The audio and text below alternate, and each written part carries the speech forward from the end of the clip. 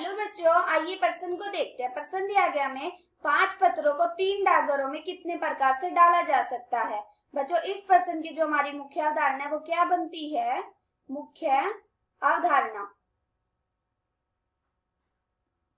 हमें बोला है बच्चों 5 पत्रों को 3 डाकघरों में कितने प्रकार से डाला जा सकता है। अभी देखो हमारे 5 पत्थर है, ये पहला पत्थर, ये दूसरा, ये तीसरा, ये चौथा और ये पांचवा। और 3 डाकघर बोले, ये पहला डाकघर, ये दूसरा डाकघर और ये तीसरा डाकघर। अब ये देखो पहले पत्थर को हम तीनों डाकघरों में डाल सकते हैं, पहले में भी, दूसरे में भी और तीसरे में भी।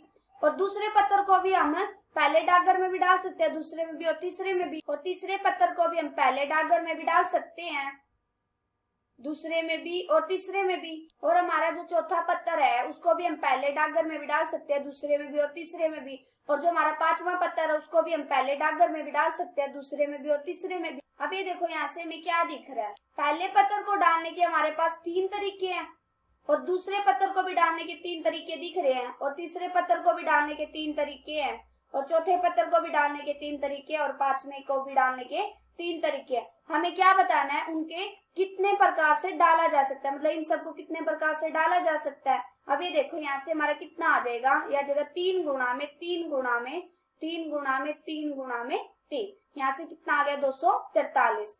हमारे कितने तरीके डालने के? 243। आशा करती हूँ कि बच्चों आप सबको समझ आया होगा। धन्यवाद।